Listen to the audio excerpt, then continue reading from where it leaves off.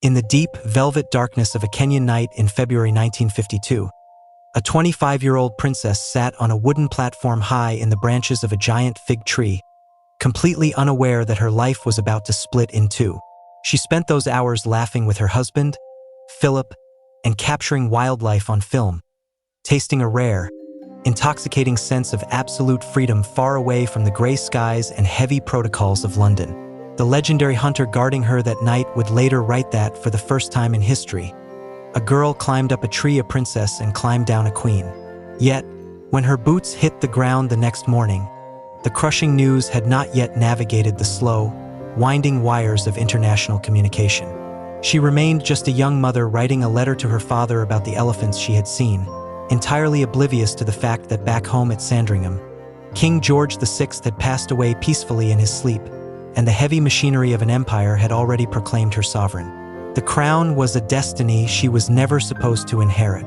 Born the daughter of the king's second son, her childhood was defined by a quiet, protective family circle they affectionately called We Four. That private world shattered instantly when her uncle, King Edward VIII, abdicated the throne for love, thrusting her gentle, stuttering father into a spotlight that would ultimately break his health. From the tender age of 10, Elizabeth carried the silent knowledge of her future, a burden her little sister Margaret summarized with a shivering, prophetic whisper. Poor you. She watched her father carry the immense psychological weight of World War II, a trauma that drove her to enlist in the Women's Auxiliary Service to fix ambulance engines and feel, if only for a moment, the grit of ordinary life. Her brief years as a naval officer's wife in Malta offered a final, shining glimpse of normalcy. Driving her own car, hosting dinner parties, and living simply as a woman in love, before the cold wind of Heathrow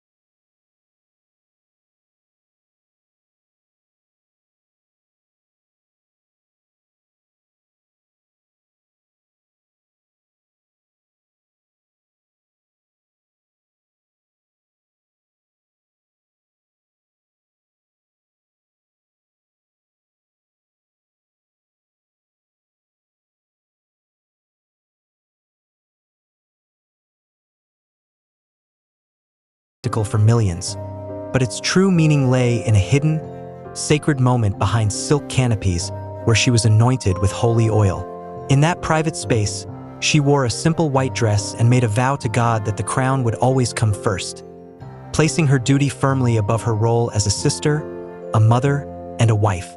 That vow would be tested by a lifetime of fire and shifting cultural tides. She had to deny her sister Margaret the right to marry the man she loved to protect the laws of the church, leaving a permanent ache in their relationship, and she had to navigate the fierce pride of Prince Philip, who openly struggled with walking 2 steps behind his wife in a society that refused to give his children his surname. Decades rolled past like a roaring river. Empires dissolved into a commonwealth. Prime ministers from Winston Churchill to the modern era rose and fell, and global scandals shook the palace walls. Yet Elizabeth remained the unyielding anchor in a stormy sea of history.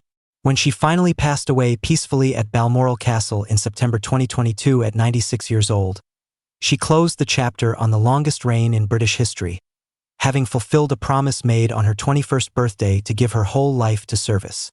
Behind the glittering diamonds, the massive palaces, and the stone-faced guards, her true story was a deeply human one. The tale of a young girl who climbed down from an African treehouse, left her youth behind, and stepped quietly, resolutely, into eternity.